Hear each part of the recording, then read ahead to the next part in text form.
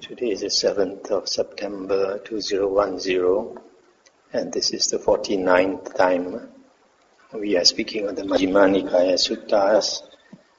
Tonight we come to another very important sutta, number 119, Kayagatasati Sutta, Mindfulness of the body, or recollection of the body.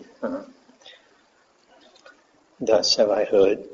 On one occasion, the Blessed One was living at Sati in Jhanas Grove, Nathapindika's park. Now a number of monks were sitting in the assembly hall where they had met together on returning from their alms round after their meal.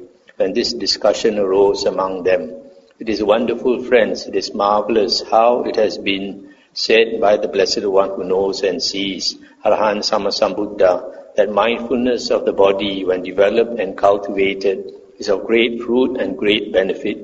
However, the discussion was interrupted, for the Blessed One rose from meditation when it was evening, went to the assembly hall and sat down on a seat made ready. Then he addressed the monks thus, "Monks, for what discussion are you sitting together here now, and what was your discussion that was interrupted?"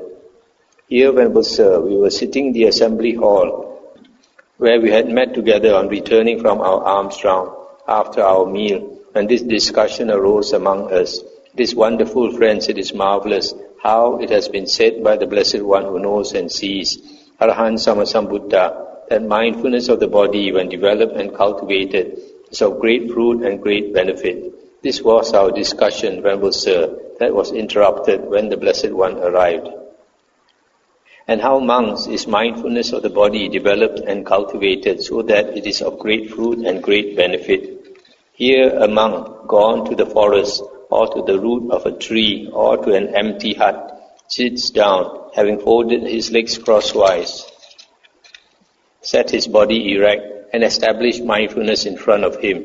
Ever mindful, he breathes in, mindful, he breathes out. Breathing in long, he understands, I breathe in long. Or breathing out long, he understands, I breathe out long. Breathing in short, he understands, I breathe in short.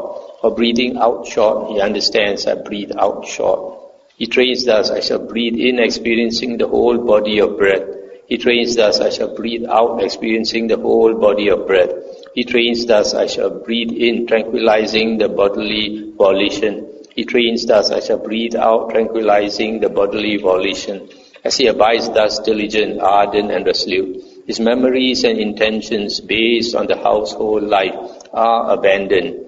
With their abandoning, his mind becomes steadied internally, quieted, brought to singleness and concentrated. That is how a monk develops mindfulness of the body." Sorry for a moment. So here the Buddha says, talks about this mindfulness of the body, and the first body, the first object of meditation he discusses here is Anapanasati, mindfulness of the breath, which we went through last night. And the Buddha likes to talk about this because this is his own object of meditation, his particular method of meditation. Here, this last part is quite interesting. It says, as he abides thus diligent, ardent and resolute, his memories and intentions based on the household life are abandoned. And with their abandoning, his mind becomes steadied internally, quieted, brought to singleness and concentrated. This one, when a monk first goes forth, there is a lot of memories based on the household life that comes to disturb him. And if he's not able to control this, bring this under control, very often a monk cannot stay long in robes. He will disrobe if he cannot fix this problem of being agitated by all these memories and all this. As the Buddha says, that family ties are extremely strong. So especially in the beginning, when a person first goes forth, I can say from my own experience, for 1 year, these memories kept haunting me, all these ties, and so it was only after 1 year that slowly I got used to it, and it wasn't so much agitated by it. So here the Buddha says that if we concentrate on meditation, that's the way to quiet our mind, make our mind more tranquil. Then we don't think so much. All this agitation in the mind is because of the habit of thinking. The Buddha says a normal person has this tendency for the mind to proliferate, which he calls papancha, proliferation of the mind. One thought becomes 10, 10 thoughts become 100, 100 thoughts become 1,000, multiplies very fast. There's nothing faster than the mind. So if you have a lot of attachments based on the home life, then all these memories come up. Again, monks, when walking, a monk understands, I am walking. When standing, he understands, I am standing. When sitting, he understands, I am sitting. When lying down, he understands, I am lying down. Or he understands accordingly however his body is disposed. As he abides thus diligent, ardent and resolute, his memories and intentions based on the household life are abandoned. That too is how a monk develops mindfulness of the body. Stop here for a moment. So here the Buddha is talking about this mindfulness of the four postures. So the point is to not allow the mind to stray. Whenever the mind strays, we become agitated, we are disturbed. So we have to keep our mindfulness always on the object of meditation. The Buddha always says that we should put our attention only on four things. Either it's the body, or on our feelings, or on our mind, or on the Dhamma that we have learned.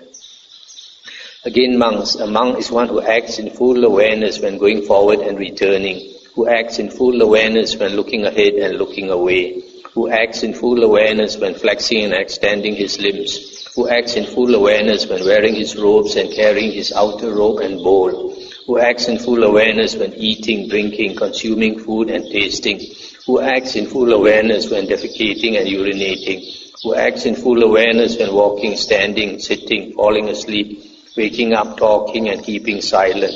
As he abides thus diligent, ardent and resolute, his memories and intentions based on the household life are abandoned. That too is how a monk develops mindfulness of the body. So this is also about mindfulness, mindfulness of whatever you do. So as I mentioned just now, is to be either putting your attention on these four objects of Sati, recollection, or you're mindful of whatever you do. Again, monks, a monk reviews this same body up from the soles of the feet and down from the top of the hair, bounded by skin, as full of many kinds of impurity. Thus, in this body there are head hairs, body hairs, nails, teeth, skin, flesh, sinew, bone, marrow, kidney, heart, liver, diaphragm, spleen, lung, large intestine, small intestine, contents of the stomach, feces. There's one. In this sutta is not here. After feces is brain, bile, phlegm, pus, blood, sweat, fat, tear, grease, spittle, snot, all of the joint, urine. Just as though there were a bag with an opening at both ends full of many sorts of grain, such as hill rice, red rice, beans, peas, millet and white rice. And a man with good eyes were to open it and review it thus. This is hill rice, this is red rice, these are beans, these are peas, this is millet, this is white rice. So too a monk reviews this same body as full of many kinds of impurity thus. In this body there are head hairs, body hairs, etc. As he abides thus diligent, ardent and resolute, his memories and intentions based on the household life are abandoned. That too is how a monk develops mindfulness of the body. Stop here for a moment. This meditation on the 32 parts of the body is also known as the meditation on foulness or unattractiveness of the body. Normally, we are so used to seeing the outside of a body. When we look at any body, we either say is handsome or beautiful or ugly, just based on the outside. As they say, beauty is skin deep. So we don't see the inside. When we recite these parts of the body frequently, then we remember all these parts of the body. So then when we look at the body, these parts of the body come up, and the body doesn't become so attractive anymore. So this meditation, there are two purposes. One is to reduce our sensual lust, and another one is to build up our concentration. So this chanting of these 32 parts of the body, either we do slow or we do fast. If we do slow, then we contemplate one by one these parts of the body, and that is more of a insight meditation. And if we do fast, then we don't think about the parts of the body. We just chant quickly, head, hair, body, hair, nails, teeth, skin, flesh, sinew, bone, marrow, kidney, heart, like that. So that is a concentration exercise to keep our mind from running. And if you want to chant slowly and understand the parts, then you can do like what I did. Ask somebody to go and buy the pig organs, because a lot of the pig organs are very similar to human organs, like the heart, the lung, the spleen, and all these things. So you take those organs, you look at it, you know what it looks like. Then you touch it, you know it's hard or soft. All this, so that when you chant one by one slowly, you can picture it. You can understand it. You can understand it better, so it's easier to picture it. So this meditation, in fact, this meditation on the 32 parts of the body is the first meditation that the Buddha taught after enlightenment. When the Buddha taught his disciples meditation, this was the first meditation he taught them. So I was thinking, how come the Buddha himself practiced anapanasati, mindfulness of the breath? How come he taught the 32 parts of the body which he did not practice? So I thought probably a Sammasambuddha, if he wants to teach, he would probably look into the past, how the previous Sammasambuddhas taught. And maybe all the Sammasambuddhas teach this meditation, because we are so attached to the body, attached to lust, sensual desire, all this. So it's very important to cut this. So also to see the body, besides being not so attractive, to see there's no self in the body, just composed of parts. So that's why, because it's a very important meditation, probably all Sammasambuddhas teach this as the first meditation. Only later, when remember Ananda requested, then he taught anapanasati. So this is a very important meditation. Again, monks, a monk reviews the same body, however it is placed, however disposed, as consisting of elements thus. In this body there are the earth element, water element, fire element, and air element. Just as though a skilled butcher or his apprentice had killed a cow and was seated at the crossroads with it cut up into pieces, so too a monk reviews the same body, however it is placed, however disposed, as consisting of elements thus. In this body there are the earth element, the water element, the fire element, and the air element. As he abides thus diligent, ardent, and resolute, his memories and intentions connected with the household life are abandoned. That too is how a monk develops mindfulness of the body. Stop here for a moment. So here another meditation method is to consider the body as made up of the four great elements, earth, water, fire, wind, or air. And as I mentioned before, these four elements refers to the perception of our body.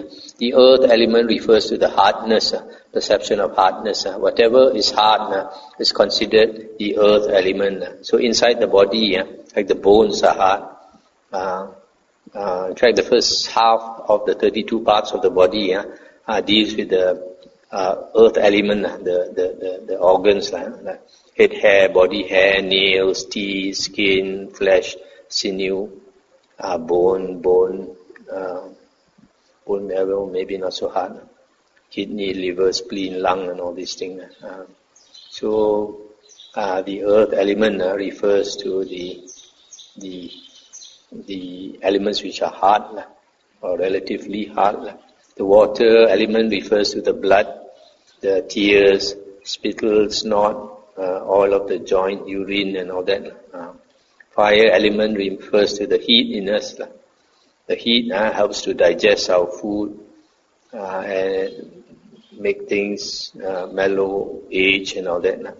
The air element is the wind element in us that makes the gases move in our bowels, intestines, that makes the blood flow, etc. So this is another type of meditation on the body, looking into the elements of the body. Again, monks, as though he were to see a corpse thrown aside in a charnel ground, 1, 2, or 3 days dead, bloated, livid, and oozing matter. A monk compares this same body with it thus. This body too is of the same nature. It will be like that. It is not exempt from that fate.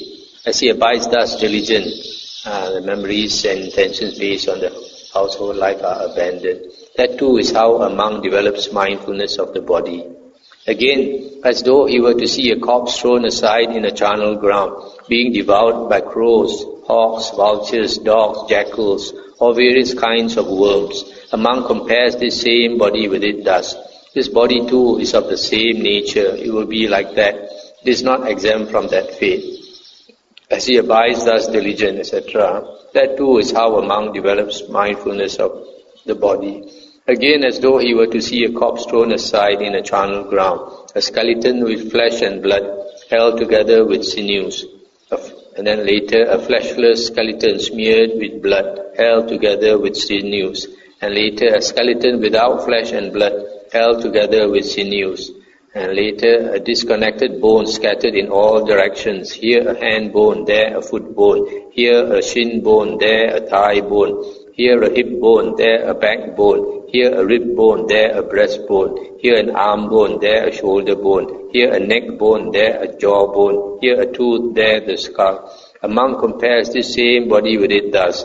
This body too is of the same nature. It will be like that. It is not exempt from that fate.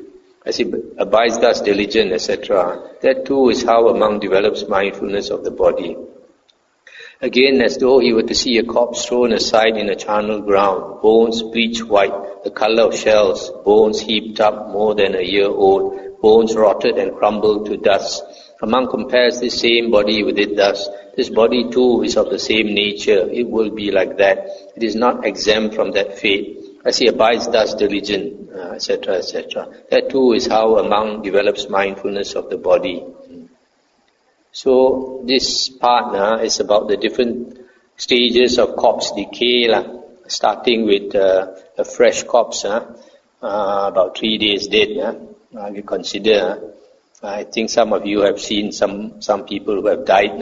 If you have gone for funerals, you would have seen the body in a coffin, just like here, bloated, livid, oozing matter. So smelly.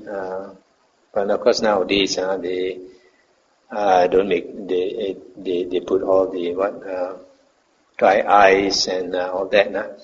It's not smelly and all that. Not bloated and all that.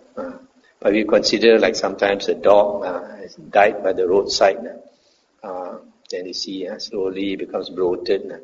Then after a few days, the skin will break, and then you see all the matter oozing out, and slowly you can see all the maggots, full of maggots. So the human corpse is also like that. So here is described all the various stages of decay of a corpse. And the Buddha advises to consider that our body is one day is going to face the same fate. We cannot run away from this fate. So it's because the body is going to die one day. So the Buddha is telling us, don't be attached to it. If you are attached to it, then either your own body or the body of someone else, and when it dies, you are going to suffer because of attachment. This meditation, very few people want to practice this meditation, but it's a very good meditation to see non-self, to see that this body is so impermanent. One day is here, one day is no more around. So it's a very, very, very good meditation to understand anatta, not self. Again, monks, quite secluded from sensual pleasures, secluded from unwholesome states, a monk enters upon and abides in the first jhana, which is accompanied by applied and sustained thought, with delight and pleasure born of seclusion. He makes the delight and pleasure born of seclusion drench, steep, fill and pervade this body, so that there is no part of his whole body unpervaded by the delight and pleasure born of seclusion. Just as a skilled bathman or a bathman's apprentice heaps bath powder in a metal basin and sprinkling it gradually with water, kneads it till the moisture wets his ball of bath powder, soaks it and pervades it inside and out, yet the ball itself does not ooze. So too a monk makes the delight and pleasure born of seclusion drench, steep, fill and pervade this body, so that there is no part of his whole body unpervaded by the delight and pleasure born of seclusion. As he abides thus diligent, etc., that too is how a monk develops mindfulness of the body. Stop here for a moment. There are not many suttas which gives this very detailed description of how to practice the first jhana. After getting the first jhana, the Buddha says you have to make the piti and sukha drench, steep, fill and pervade the whole body. So it shows when a person is in the first jhana, he can incline his attention to the body and make the piti and sukha drench and steep and fill the body. So it's not that when you enter the jhana, you're not aware of the body. Initially, you might not pay attention to the body, but as the Buddha says here, you can incline your intention to the body and make the piti and sukha drench and steep and fill the body. This is a very important instruction that nowadays you find is not taught by meditation teachers. That's why I always say the Buddha is the best teacher. All his instructions in the suttas are complete and perfect. Again, monks, with the stilling of applied and sustained thought, a monk enters upon and abides in the second jhana, which has self-confidence and singleness of mind without applied and sustained thought, with delight and pleasure born of concentration. Stop here for a moment. Last night I was trying to find this part actually. Actually, it says here in the second jhana, there is self-confidence and singleness of mind. In other words, this unification of mind in the second jhana is much more pronounced than in the first jhana. In the first jhana, you still have this vitaka and vichara, applied and sustained thought. But in the second jhana, vitaka and vichara is eliminated. There is no thought at all. There's unification of mind. Although there is awareness. He makes the delight and pleasure born of concentration. You see, this delight and rapture and pleasure is born of concentration. Drench, steep, fill and pervade this body, so that there is no part of his whole body unpervaded by the delight and pleasure born of concentration. Just as though there were a lake whose waters welled up from below, and it had no inflow from east, west, north or south, and would not be replenished from time to time by showers of rain. Then the cool fount of water welling up in the lake would make the cool water drench, steep, fill and pervade the lake, so that there would be no part of the whole leg unpervaded by cool water. So too a monk makes a delight and pleasure born of concentration drench, steep, fill and pervade his body, so that there is no part of his whole body unpervaded by the delight and pleasure born of concentration. As he abides thus diligent, etc. That too is how a monk develops mindfulness of the body. Again, monks, with the steep fading away as well of delight, a monk abides in equanimity and mindful and fully aware. Still feeling pleasure with the body, he enters upon and abides in the third jhana, on account of which noble ones announced, he has a pleasant abiding, who has equanimity and is mindful. He makes the pleasure divested of delight, drench, steep, fill and pervade this body, so that there is no part of his whole body unpervaded by the pleasure divested of delight. Just as in a pond of blue or white or red lotuses, some lotuses that are born and grow in the water thrive immersed in the water without rising out of it, and cool water drenches, steeps, fills and pervades them to their tips and their roots, so that there is no part of all those lotuses unpervaded by cool water. So too a monk makes the pleasure divested of delight, drench, steep, fill and pervade this body, so that there is no part of his whole body unpervaded by the pleasure divested of delight. As he abides thus diligent, etc. That too is how a monk develops mindfulness of the body. Again, monks, with the abandoning of pleasure and pain, and with the previous disappearance of joy and grief, a monk enters upon and abides in the fourth jhana, which has neither pain nor pleasure, and utter purity of mindfulness and equanimity. He sits pervading this body with a pure, bright mind, so that there is no part of his whole body unpervaded by the pure, bright mind.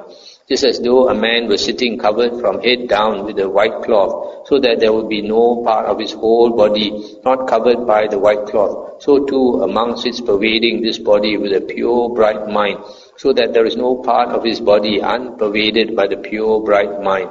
As he abides thus diligent, ardent and resolute, his memories and intentions based on the household life are abandoned.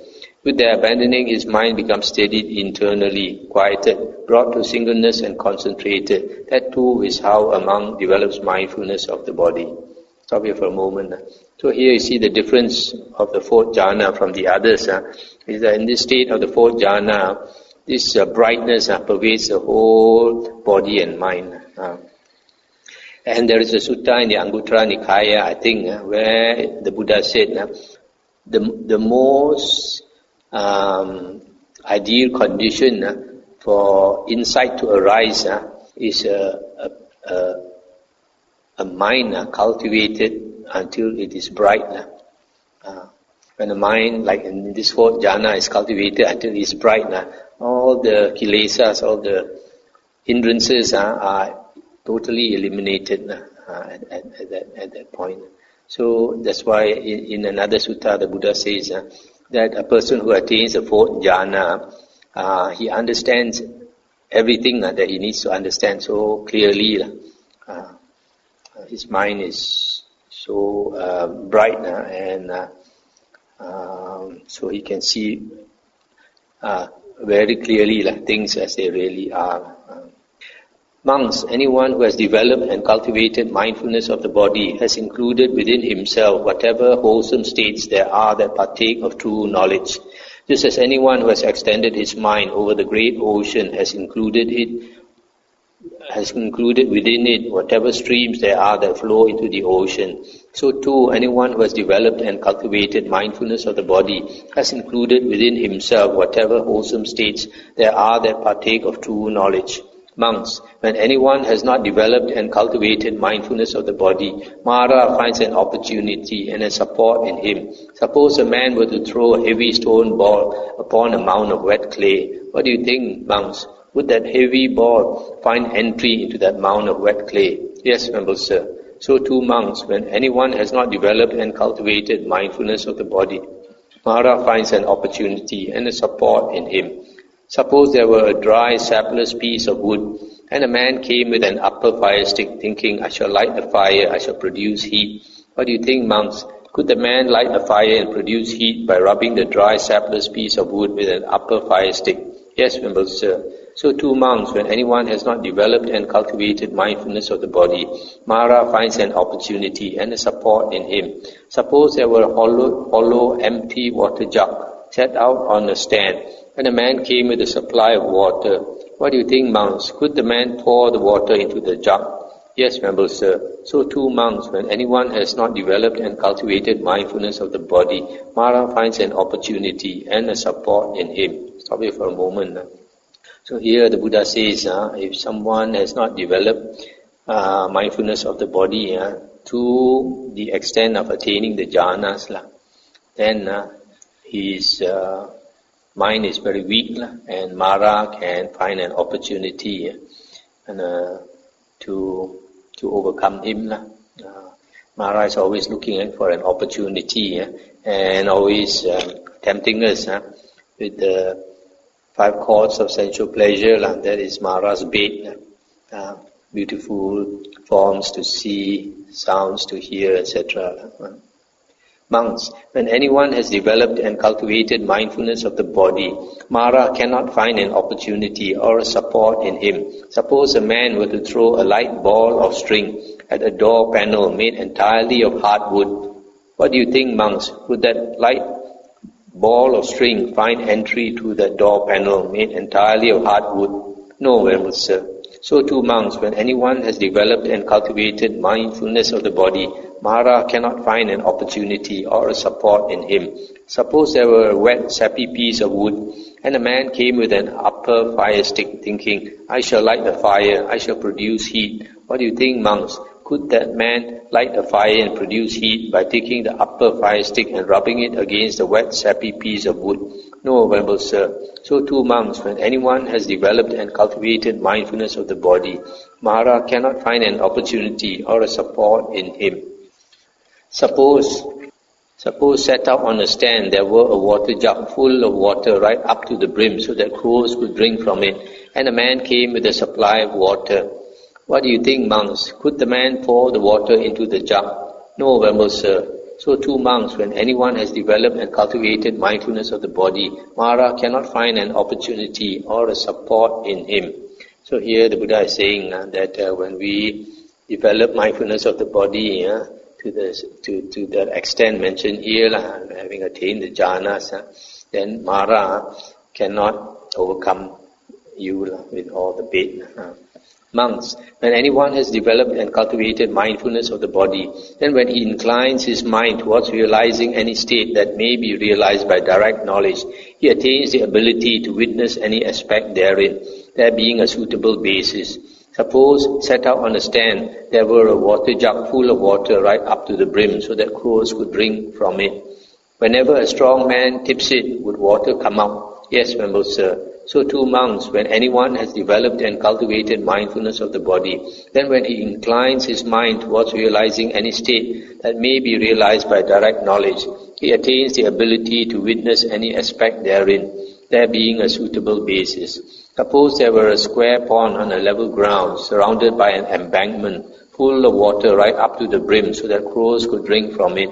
Whenever a strong man loosens the embankment, would water come out? Yes, Venerable Sir. So too, monks, when anyone has developed and cultivated mindfulness of the body, he attains the ability to witness any aspect therein, there being a suitable basis. Suppose there were a chariot on even ground at the crossroads, harnessed to thoroughbreds, waiting with goad lying ready, so that a skilled trainer, a charioteer of horses to be tamed, might mount it, and taking the reins in his left hand and the goad in his right hand, might drive out and back by any road whenever he likes.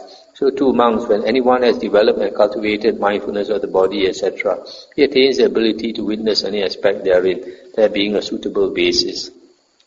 So here the Buddha says, if a person has developed mindfulness of the body, then he can attain whatever knowledge he wants to attain, provided there is a suitable basis. And this suitable basis must be the 4 jhanas. Because in the suttas, the Buddha always says, when a person has attained the 4 jhanas, the 4 rupa jhanas, then if he wants to attain the various abhinyas, the higher knowledges, or the psychic powers, he can attain them up to destruction of the asavas, which means liberation. Monks, when mindfulness of the body has been repeatedly practiced, developed, cultivated, used as a vehicle, used as a basis, established, consolidated, and well undertaken, these 10 benefits may be expected. What 10? One becomes a conqueror of discontent, and discontent does not conquer oneself. One abides overcoming discontent whenever it arises. Now stop here for a moment. This discontent, you can see it like when a person first renounces, then all that memories and intentions based on the home life surface, then he's very agitated, very discontented. But if he practices very hard mindfulness of the body, then he overcomes this discontent. Number 2, one becomes a conqueror of fear and dread, and fear and dread do not conquer oneself. One abides overcoming fear and dread whenever they arise. Just earlier we read one sutta, how the fool, fear arises in the fool, not in the wise man. And I mentioned that this fear is because the fear is inside of him, that it surfaces whenever the outside conditions are right. So that is partly because the mind is not strong. The mind has fear, the mind is agitated. But if a person practices this mindfulness of the body and the mind becomes one-pointed, then the mind calms down and fear and dread can be overcome because a mind that is one-pointed is a very strong mind, is a very solid mind. It's not easily moved by outside conditions. Number 3, one bears cold and heat, hunger and thirst, and contact with gadflies, mosquitoes, wind and sun, and creeping things. One endures ill-spoken, unwelcome words and arisen bodily feelings that are painful, racking, sharp, piercing, disagreeable, distressing and menacing to life. Stop here for a moment. So here, as I mentioned just now, when the mind has attained one-pointedness, then it is stable, it is not easily shaken by outside conditions, all these hunger, thirst, unpleasant words, etc., pain, all this, you can stand much better. That's why I usually tell lay people, in fact I tell everybody if they can, early in the morning when they wake up to practice some meditation. If they practice some meditation, they get a bit of concentration, especially lay people when they go and work, they get a lot of pressure, they get a lot of stress, they get a lot of scolding and all that. And they can take it much better. The mind is more calm. Number 4, one obtains at will without trouble or difficulty the 4 jhanas that constitute the higher mind and provide a pleasant abiding here and now. So this number 4 refers to the 4 jhanas. And after this, the Buddha talks about the 6 abhinya, higher knowledges. One wields the number 5. One wields the various kinds of psychic power. One body becoming many bodies, etc. One can fly like a bird, etc.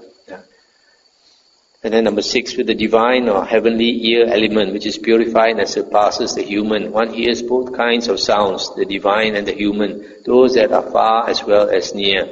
Number 7, one understands the minds of other beings, of other persons, having encompassed them with one's own mind. One understands a mind affected by lust as affected by lust, etc. Number 8, one recollects one's manifold past lives, that is 1 birth, 2 births, 3, 10, 100, 1,000 cycles of world system, etc. Thus with the aspects and particulars, one recollects one's manifold past lives. With the divine eye, which is purified and surpasses the human, one sees beings passing away and reappearing, inferior and superior, fair and ugly, fortunate and unfortunate, and one understands how beings pass on according to their actions. 10. By realizing for oneself with direct knowledge, one here and now enters upon and abides in the liberation by mind and liberation by wisdom that are taintless with the destruction of the taints.